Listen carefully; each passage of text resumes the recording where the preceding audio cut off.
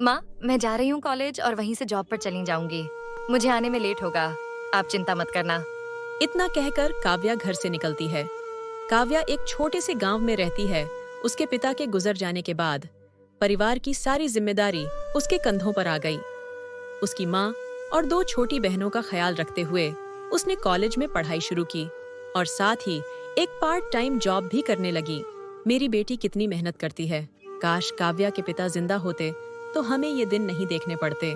काव्या का सपना था कि वह अपने परिवार को गरीबी और दुख भरी जिंदगी से बाहर निकाले, पर उसकी राह आसान नहीं थी।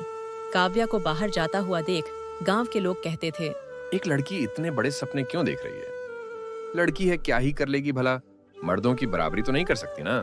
काव्या को इन बातों की परवाह नहीं थी। वो तो बस अपने सपने पूरा करने के लिए जी तोड़ मेहनत करती थी। एक दिन कॉलेज के प्रिंसिपल ने उसे केबिन में बुलाता है। काव्या बेटा, तुम्हारे जैसे मेहनती बच्चों को शहर जाकर ज्यादा अवसर मिल सकते हैं। मैंने शहर में तुम्हारे लिए बात की है। अब तुम्हारा कॉलेज भी खत्म हुआ है तो तुम शहर जाकर जॉब कर सकती है। थैंक यू सर, मैं जल्दी ही माँ से बात करके आपको बताती हूँ। काव्या के प्रिंसिपल दिल के सच्चे इंसान थे और वो काव्या की परेशानी समझते थे, इसलिए जब भी पॉसिबल हो वो काव्या की हेल्प करते थे। रात को काव्या घर आकर सोचती है कि माँ और बहनों को छोड़कर शहर कैसी जाए। बेटा, काव्या क्या सोच रही है? किस बात की चिंता है तुझे अब? काव्या माँ को प्रिंसिपल की कही हुए बात बताती है। बेटा, भगवान ने हमारी बात सुन ली और तुझे अच्छी नौकरी मिल गई है। और क्या चाहिए बेटा? तू जा और हमारी फिक्र मत कर। माँ से बात करके काव्या को हिम्मत मिली और उसने फैसला किया कि वह शहर जाएगी और अपने सपनों को पूरा करने के लिए वहाँ नौकरी करेगी। पर उसके मन में कई सवाल थे। क्या वह शहर में अकेली रह पाएगी? क्या वह नौकरी ढूंढ पाएगी? कैसे वह अपनी माँ और बहनों का सहारा बनेगी? काव्या बस का टिकट लेकर शहर की ओर निकल पड़ती है, अपनी आंखों में सपने और दिल में हौसला लेकर।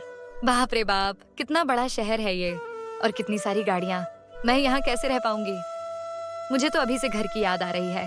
काव्या शहर पहुंचती है, लेकिन उसके लिए यह सब नया और मुश्किल था। सबसे पहली समस्या थी रहने के लिए एक जगह ढूंढना।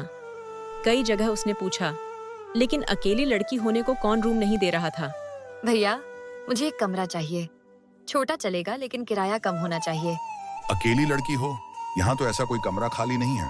वह निराश होकर दूसरे इलाके में जाती है जहाँ सस्ते कमरे मिलते हैं।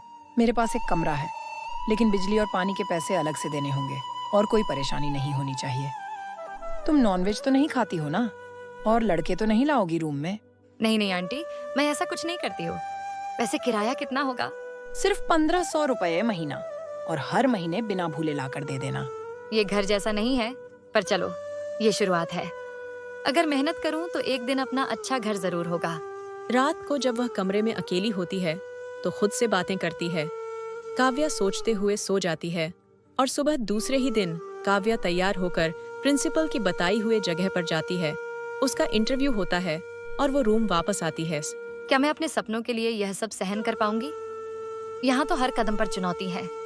शहर में हर चीज महंगी थी।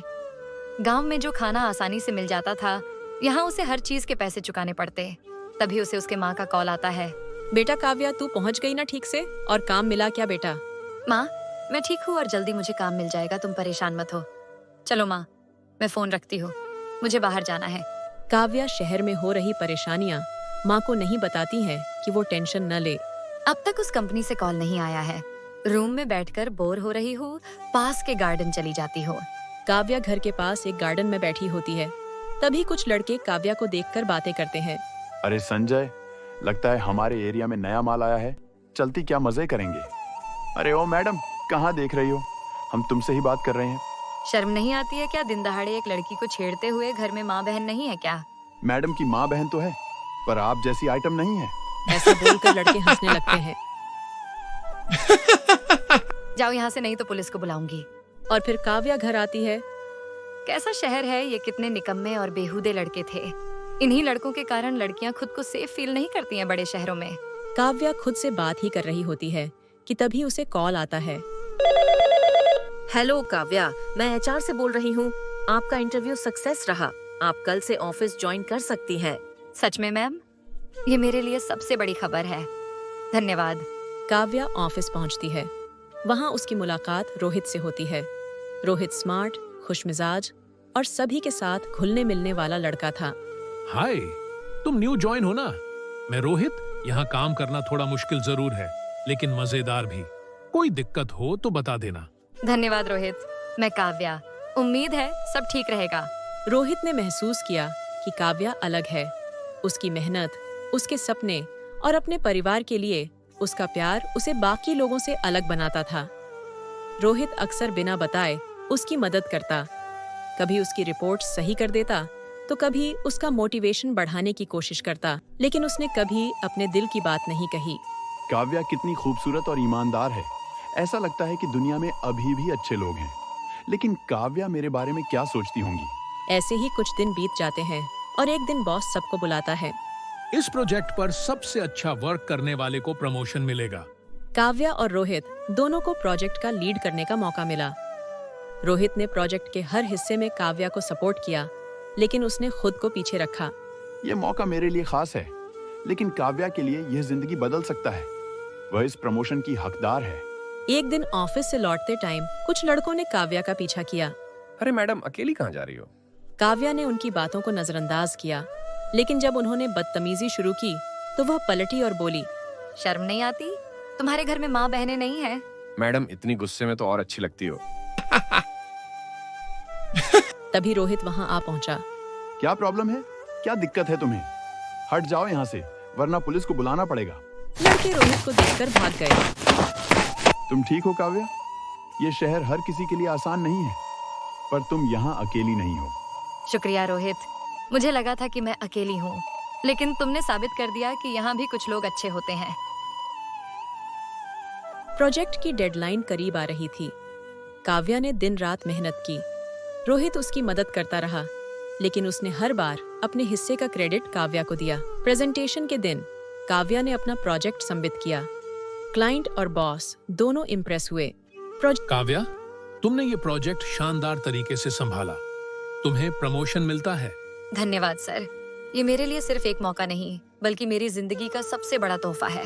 रोहित दूर खड़ा मुस्कुरा रहा था। उसके दिल में खुशी थी कि काव्या ने यह सब हासिल किया, लेकिन उसे अपनी जगह पता थी। एक दिन ऑफिस के बाद काव्या ने पूछा, रोहित, तुमने मेरी इतनी मदद क्यों की? तुम भी तो इस प्रोजेक्ट में प्रमोशन हासिल कर सकते थे। कभी कभी दूसरों की जीत से भी खुशी मिलती है। तुम्हारे सपनों की चमक में मुझे अपनी खुशी दिखती है, बस इतना ही। काव्या को उसकी बात का मतलब समझ नहीं आया। उसने हल्की मुस्कान दी और कहा, तुम सच में एक अच्छे इंसान हो। मुझे खुशी है कि मेरी जिंदगी में तुम हो। प्रमोशन के बाद काव्या ने अपनी माँ और बहनों को शहर बुलाने की प्लान बनाया। उसने एक नया घर लिया और परिवार को सारी खुशखबरी दी। काव्या ऑफिस में अपने काम में व्यस्त थी। रोहित उसे देखता रहा और मन ही मन मुस्कुराया। शायद मेरा प्यार कभी उसे पता न चले, पर मैं खुश हूँ कि वह अपने सपनों की उड़ान भर रही है। यही मेरे लिए काफी है। काव्या की मेहनत से उसे प्रमोशन तो मिल गया था, पर उसके लाइफ में और एक चीज बदलने वाली थी। काव्या, मुझे तुमसे बात करनी है, कुछ जरूरी बात है। रोहित, आज नहीं यार, मुझे माँ को हॉस्पिटल ले जाना है। अच्छा, आंटी की तबीयत खराब है और तुमने मुझे बताया नहीं? अरे नहीं रोहित, माँ ठीक है, बस उनका रेगुलर चेकअप है। अच्छा ठीक है, फिर कल मिलते हैं ऑफिस में। इतना बोलकर रोहित घर निकल गया। काव्या को इतने जल्दी प्रपोज करना सही रहेगा क्या? वो मुझे हाँ तो बोलेगी ना? रोहित के मन में काफी सवाल थे। काव्या इन सब बातों से अनजान अपने परिवार के साथ खुश थी। माँ, पता है रोहित आज आपकी तबीयत के बारे में पूछ रहा था। वो बहुत अच्छा लड़का है माँ।